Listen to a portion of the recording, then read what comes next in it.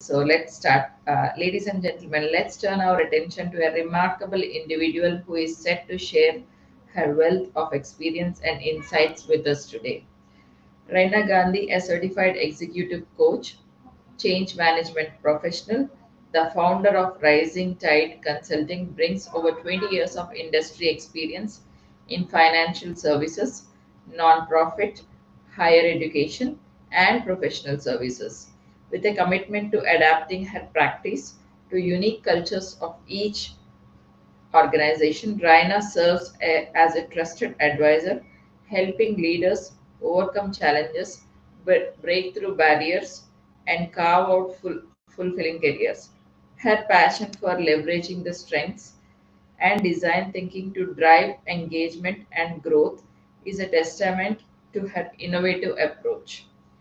Let's warmly welcome Raina Gandhi to the stage, a true thought leader and a catalyst for a positive change in the realm of executive coaching and organizational development.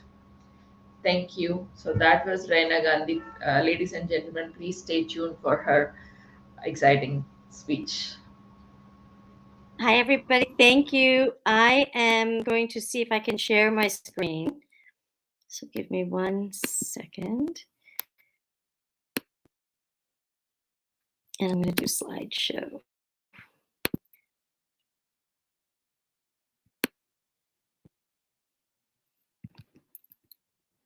Okay, let me just go to the correct slide. Sorry. There we go. Okay. Well, welcome everybody. Can everybody see the screen? Does that look right to everyone? Okay. So welcome again. Good morning, good afternoon, good evening. I'm not sure where you're joining in from. So from wherever you are around the world, thank you so much for joining me. I'm really excited to be here. My name is Raina Gandhi, and I am the CEO and founder of Rising Tide Consulting. And my mission as an executive coach is to empower women to own our successes and really achieve a fulfilling career by being bold and bringing all of our authentic selves to our work. I strongly believe that it takes a lot of time and energy to get to leadership roles. And in order for us to get there, we need to stay in the workforce, right? So it's getting harder and harder to do that because we are faced as women with so many internal and external barriers. And my goal really is to help women overcome these barriers, whether it's low confidence or negative self talk or coping with workplace bullies or imposter syndrome. If we, I think, recognize these challenges and work through them, we can grow in our careers and then we can take a seat at the table and have fulfilling careers.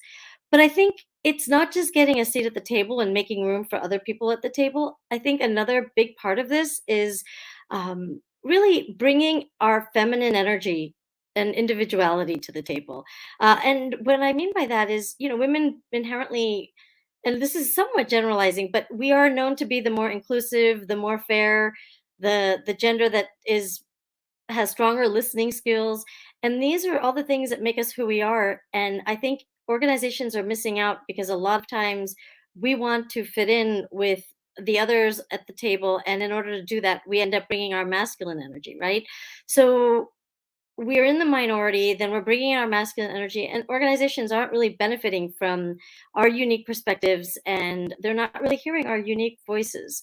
So, really, why I'm here today is because I wanted to encourage all of you to own your successes and really do so unapologetically. And while we could go through all the different topics that I mentioned earlier, we're going to focus today on imposter syndrome. So, over the next 25 minutes or so, we'll talk at length about imposter syndrome and how it shows up in our lives, how we can reverse it, and how we can reinforce positive thoughts so that we can change the narrative in our head. And then what we'll do is we'll spend a few minutes on Q&A in case anybody has any questions. And then I'll share my contact information. And if anybody wants to reach out to talk about this in more detail, please feel free to do so. All right, let's get started. So the dictionary definition of imposter syndrome is the persistent ability to believe that one's success is deserved or has been legitimately achieved as a result of one's own efforts and skills. That inability to believe that one's success is deserved or has been legitimately achieved as a result of one's efforts or skills, right? So, what research shows is that 70% of people will feel like a fraud at some point. And it's more prevalent among successful women, it's more prevalent among minority groups who, despite these accomplishments, feel unintelligent, they feel incompetent, they feel unqualified. And a lot of this has to do with our gender stereotypes that make us feel as if we're just not good enough, or that our successes must have come from luck or connections or good timing. So let's break this down a little bit further. The imposter syndrome was a term that was coined by Rose Clance and Suzanne Imes. They noted that this feeling can be tied to our identities, they can be tied to our self worth, and they basically describe this as three critical attributes that belong as part of this phenomenon. So, first, thinking that other people have exaggerated views of our abilities. Second, this fear of being exposed as a fraud. Some of us even feel like one day people at work are going to figure out that they made a mistake by hiring us because we're not worthy of our jobs. There's that sense of that feeling like a fraud. And then third, a continuous tendency to downplay our achievements. We have this chronic self-doubt that prevents us from internalizing success. So, knowing all of this, many of you might be thinking, all right, that's totally me, right? So, is that voice inside your head saying that you have imposter syndrome sometimes, or maybe many times? Or for some of you, you may be feeling this all the time. Well, we know that it shows up in different ways for all of us. And for some of us, in more ways than one. So, there are some underlying themes that I just wanted to point out to everybody so that you could be more aware when it does show up. So, for example, maybe you've started a new job and you believe that you don't have the experience to thrive in this specific role. So, despite being the perfect candidate on paper, you feel like you're not bringing enough to the table. Or maybe your boss has trusted you to lead this project and you don't feel like you're ready for it, despite having maybe done several other projects and completed them successfully, having a strong track record for completing multiple different projects, but for some reason this time you just don't feel like you're ready for it. So, however this presents itself, it's this internalized belief that our success is due to luck, right? That other external factors, rather than our skills, intelligence, or qualifications, are what got us there. And this false idea leaves us with this perpetual feeling of being almost like a poser, or under constant threat and fear of being exposed as a fraud. So, what we'd like to do now is, now that we've defined it, and I want to dig a little bit deeper. So, people who are caught in the imposter syndrome cycle, right? They feel trapped and they're in this internal struggle. They feel that no matter how hard they work, they end up in the same spot. So, feeling stuck can make it challenging to set limits and commit to healthy work life balances. And at the end of the day, that's what many of us are looking to achieve. So we know that this balance is going to be necessary for our personal success. So many women I know feel like they don't belong where they are. Um, they're minimizing their success and they believe that they don't deserve the recognition. So, how can we recognize imposter syndrome and the thoughts that come with it? So, to answer that, we need to evaluate sort of how it shows up, and it's going to show up for each of us in different ways. So, for some, it's about perfectionism, right? So, you keep brooding and mulling over things, and you're a perfectionist. So, it's almost like everything that you do, it's not good enough. And for others, they have this natural genius. So, they like to get things done the first time. They have to get it all done correctly, and they don't handle feedback very well. Or perhaps you like to do everything yourself with no support, maybe because you feel like you're the expert and you end up overworking yourself instead of being resourceful with your team and allocating and delegating. Or maybe you completed a project and then doubted the quality of your work and you started to find lots of flaws in your work. So these are all this is how imposter syndrome shows up. My personal favorite is one that I've felt many times, the one that I've struggled with, that I've really had to work through. And that one is, really, you feel like you have these superhuman expectations for yourself, such that others may be happy with your performance, but you're just never satisfied. What could you have done differently? What could you have done more? So, as you think about these examples, each one serves as a barrier to our progress, right? So, some of us may experience several of these, and that's a lot of barriers. If we fail to manage them, it can have a detrimental impact on our performance, our self esteem, and lead to burnout in the long term. So, for many of us, imposter syndrome makes an appearance when we're facing a new challenge or out of our comfort zone. So, good practice really is to pay attention to these times in your life when you're more susceptible to imposter syndrome. So, we talk about, I talked a little bit about how it shows up, right? But where does it fundamentally come from? Like, what is the root of these obstacles? What's creating these feelings of incompetence or inadequacy? So, it couldn't be from several different things. And I'll just highlight a couple of them, right? It could be from your family environment. Parents or other family members might have overemphasized achievement in your house. Maybe they were overly critical. Let's say you grew up in a family that valued accomplishments and intelligence. And in this environment, you also experience continued conflicts, right? So there was a lot of high levels of control and very little positive affection, very minimal emotional support. And so an example of this might be a child who comes home to tell her parents that she got a 98% on her exam. She's really proud of this accomplishment. She's very excited to share the news. And then her parents say, well, what happened? Why didn't you get 100? What happened to the other 2%? Right? So if you're brought up in situations like that, again, learning how to recognize that this is where it's coming from also just helps us deal with naming it and moving through it. So another place it may show up is through social pressure. So you may feel like your approval or worth are connected to your achievement. So let's say, for example, you've got an invitation to a monthly executive dinner because you've surpassed all your sales records last quarter. And this quarter, two things have happened. Your sales were down and you didn't get an invite to the event. So last quarter, you got the invite, your sales were up. This quarter, your sales were down and you didn't get the invite, right? So you might make up all of this narrative in your head about why you weren't invited, and you don't have the facts. It could be speculation, and that speculation can be detrimental to your well-being because there's a chance you've made up the reasons that you aren't invited. But maybe the sales went down in general, but you start to feel like you're not good enough, that you don't belong. Meanwhile, maybe you just weren't invited because this quarter they had to tighten their budget, or maybe they only invited people who hadn't attended past dinner, so people who are reaching this milestone and are new at reaching the milestone. But you've created this narrative in your head, and that can also cause imposter syndrome. And then personality types are also linked to internalizing feelings of pressure, maybe doubt and failure. And in times of stress and transition, it can really get worse.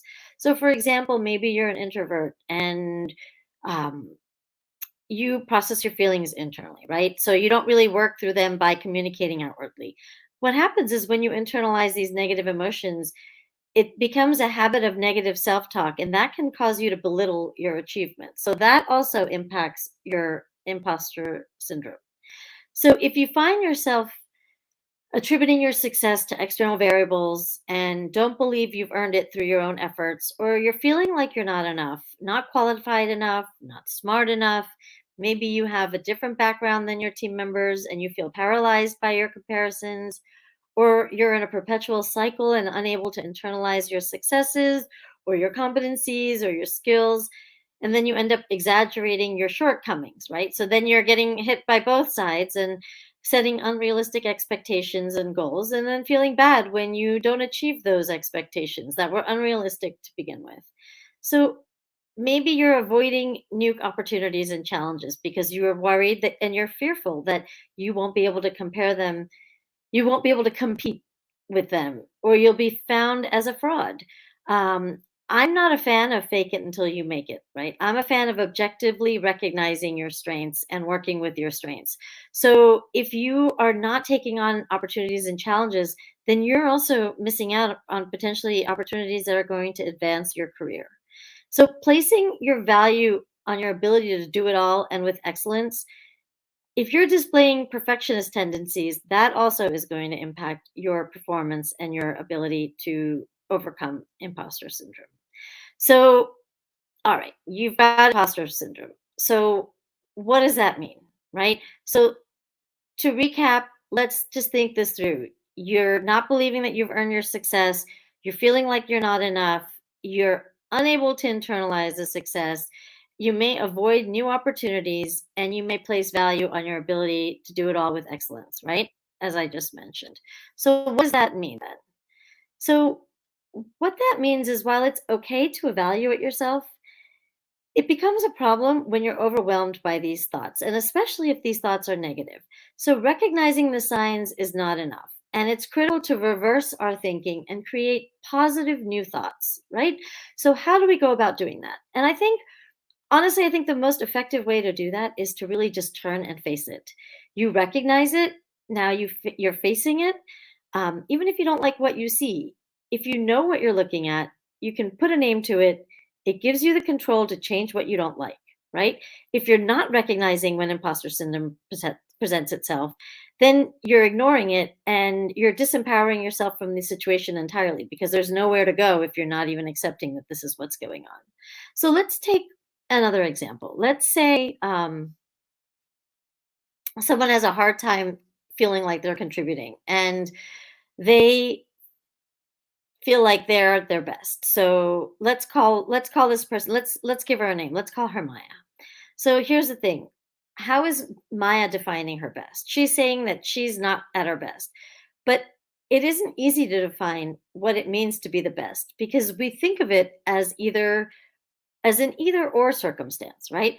So the best thing that she can do is just face it, face what she's feeling, recognize it, and then change the narrative.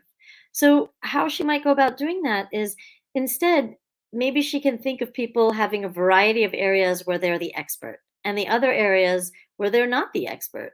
When we approach competency from this perspective, we see interactions with our colleagues as opportunities and less of competition, right? So and that creates for a much healthier work environment as well. You're looking at your colleagues as opportunities and these are opportunities to learn, not to compete. So now let's say we face the feeling, we know it's time to let it go. Okay? So you've got to face it, you've got to face it face forward and then you've got to let it go. Um, and I think one way to at this, at least the way that I like to look at it is let's look at it as it's a story. So you want to let go of the story by becoming aware really of the time frame. Whatever you're equating your imposter syndrome to, this is a story in a narrative that's in your head. The key part here is that it lives in your past. So first, recognize that it's not the same now. The only time frame you had control over is the present, right? So don't get trapped in your past. Forgive yourself. We find it hard to forgive ourselves. I know. Forgive the person that you were because you're not that person. The person that you were yesterday, you're not that person. You've already evolved to today. And then forgiving others. And this can also be very challenging. We may not have all the information, right? And oftentimes we run into imposter syndrome because we're speculating on something. So instead, forgive and let go. It's not going to matter what they said and how things went down later down the road. It's it's the same way that you would deal with something like this in your personal life, right? Someone with emotionally detached parents, let's say, they may not have felt loved when were young. And so maybe this is because their parents didn't necessarily come out and say, I love you. But their parents really did love them. And just they were not told that they were loved because their parents didn't have the skills to express it. But does that mean that you want to go through life thinking that you're not loved when actually you are worthy of love? So, in that recognition, what you can do is you can forgive your parents, let's say in this example, and recognize that you're lovable, right? So, when we forgive, we also empower ourselves to move on and we release ourselves from the past. And then we can write new stories. Also, remember you have different resources than you did in the past. right? We have hindsight. We didn't know then what we didn't know. There's an expression, you make the best decision that you can based on the information that you have today. And we make the best decisions based on that information. So now you have new resources. That was the information you had yesterday. You made the best choice. Now you're presented with new resources. You're not the same person that you were before. You have different ones. You have different resources now. So you want to let go of the emotion and you want to be able to change your story. So, how can you reinforce and focus on positive thoughts and change that story? Well, up until now, we've defined imposter syndrome. We've learned how to recognize it. We talked about it, how to recognize it in our day to day, but also about how some of those patterns were formed, where they were rooted from. Then we learn to face it and feel all the feels of what we want to start to reverse and the narrative that we want to start to reverse in our heads. So now let's talk about how we can reinforce these positive thoughts. The alternative could lead to feelings of anxiety, frustration, inadequacy, right? We talked about this at the very beginning. That's a lot of negative energy and can lead people to avoid these challenges and opportunities that would otherwise present themselves and give them an opportunity to grow and to shine. So, how do you reinforce positive thoughts? I think the main thing is remind yourself to focus on the facts. Imposter syndrome makes you believe you're not qualified, that you're not capable in your role. These feelings are usually founded out of fear. They're not founded out of facts. So it's important to separate the two. That's easier said than done. I understand that, but it's not impossible. And maybe it is actually very doable, right? You build up your confidence and become aware of your strengths. So for someone like me, I love to make lists and I like to analyze things. So what works best for me is doing some kind of a SWOT analysis. I've done that before where I'm looking at my strengths and my weaknesses and my opportunities and my threats. And I'm doing this from an objective place. I also personally work with a lot of people who use Clifton Strengths assessments to align their strengths and bring about, I'm a firm believer on my teams to lead with our strengths. And so, really focusing on the positive, focusing on the facts, knowing that these are your strengths and you've got data to back it up, I think that can go a long way. And then I think the second thing is keeping a positive mindset and remaining in the present and not focused on the future this time. We talked about focusing on the past. Now I'm saying, you don't want to be worried about the past, but you also don't want to be worried about the future. You want to focus clearly on the reality of your situation and what that looks like today. So let's say, for example, your boss gives you a stretch assignment, right? So instead of ruminating about why your boss chose you or catastrophizing about all the things that could go wrong in this process, stay present and acknowledge your reality.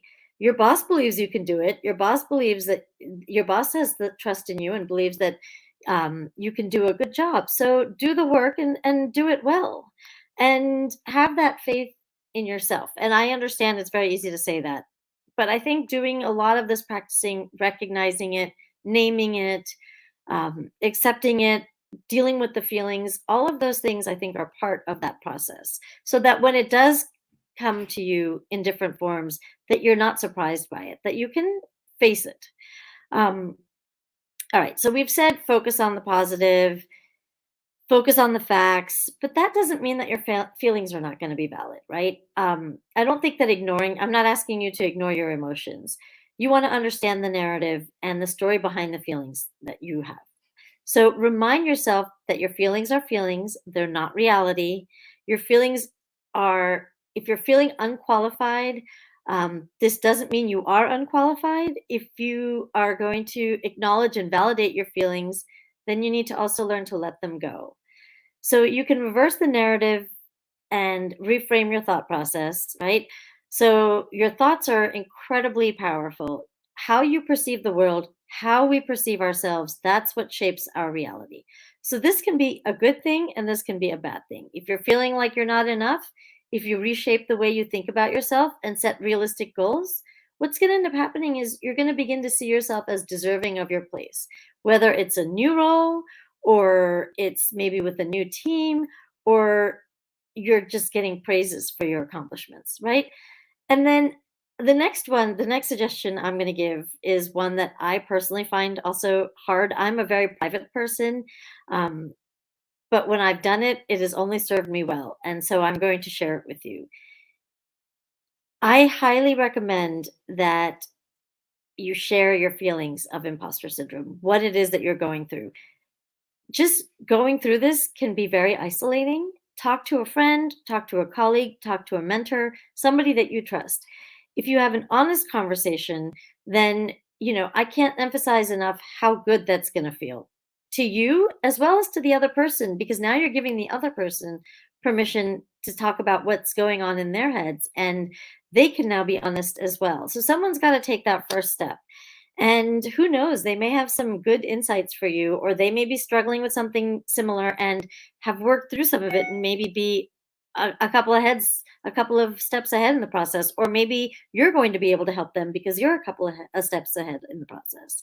So that's another way to look at it. And then another thing that I find that's, again, hard to do is when you do something positive, celebrate it. Celebrate it and share it.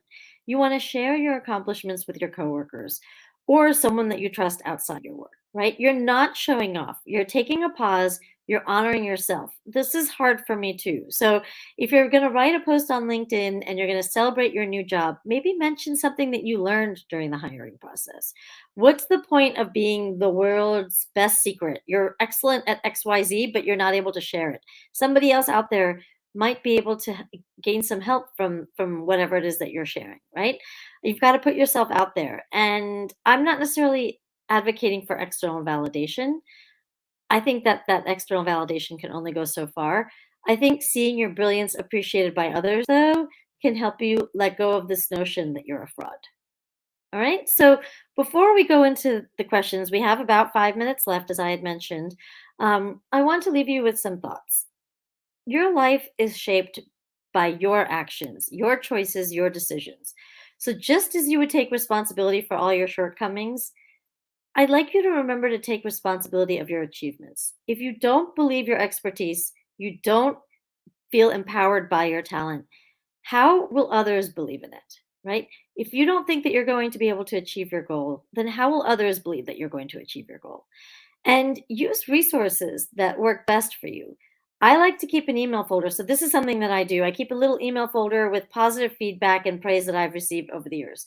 I've also kept several handwritten notes from other people, and I've kept them in a file. And I refer back to them when I start to hear that negative inner voice in my head. And these feelings of, I'm not enough. Our self talk creates our reality. So it's important to change what we say about ourselves. We are all enough. We are always enough. Doesn't mean that we can't be better. I'm not recommending that, we're the best and we know how to do everything perfectly. That's not right. What I'm saying is we can always be a better version of ourselves. We are also all enough. You are also all enough. If you keep telling yourself that, then you'll start to believe it. And every belief we have is because we've practiced it, right? So start to practice it. Our beliefs are the principles of what's right, what's wrong, because we've practiced them essentially and we've indoctrinated them. We've internalized them. So you need to create new beliefs, and you can eradicate ones by not practicing them anymore and stop repeating the negative things. If you do that, if you start repeating those negative things and you replace them with positive thoughts, you're going to start having all new beliefs. And as these new beliefs emerge, you're going to overcome and battle some of these obstacles and work through your imposter syndrome. So that is the end of my presentation. I can stop sharing. I can also keep this up here if that's better for you, so you can take down any information that might be helpful. And I can answer any questions that some people might have. Let's see. Thank you, Raina Gandhi. That was a wonderful presentation, and the insights about, imposter syndrome. We got some key concepts. So, ladies and gentlemen, that's Raina Gandhi. You can screenshot this one, or else she can share this contact in the chat so that you guys can Sure. reach her. So, we have a question here from the audience. So, do you have any advice from the people who suffer from this imposter syndrome and are hesitant to put out this speak up about their struggles? Okay, so do I have any suggestions for people who Yes. have struggled with speaking up about this? Is that the Yes. question? Yes. That's correct. Okay. So, I mean, I think a lot of the things that we talked about, right? We talked about the sticking to the facts. Uh, where is your imposterism coming from? Is it something that's rooted in something deeper that might be something that you need to deal with outside of um, the workplace, because that's some internal work that you have to do. uh, like I said, I'm a very private person, so I find it hard to talk about it, but I've made an effort to talk about it, because I know that other people are feeling the same things in different situations that are actually maybe different situations, but not that different from my experiences. And as we talk about them, we validate them, right? And I think that that's a big part of recognizing it and sort of resetting our mindset and understanding that these are not facts, that these are things that we've made up. This is the negative self-talk. If it's negative self-talk, then how do you quiet that negative self-talk? You have to, again, do some inner work and try and figure out what works best for you. If you I have something on my mirror in my bathroom that says, she believed she could and she did. And that helps me, because that's the first thing I see when I'm brushing my teeth in the morning, right? So it's things like that. I think that that's going to be very helpful. Try some of those things. And again, feel free to reach out.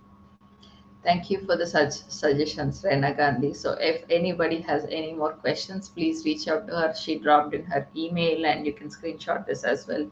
Thank you, and we are so honored, and we apologize for the delay for your slot. Thank you No so much. worries. No worries. Thank you. Take I care, hope you everybody. I enjoyed. know this is towards the end, at least, of the 2 days. So hope everybody had a great conference. And until next time, work on that imposter syndrome. We've got to make these changes for ourselves so we can be more impactful in the world. Thank you. Thank you for joining Win Ideas Pro Summit's Virtual Summit 2024 on International Women's Week, and thank you for everything. My So, pleasure. yeah. So let's move on to the next speaker, who is Dora Maria. Okay, please join her session.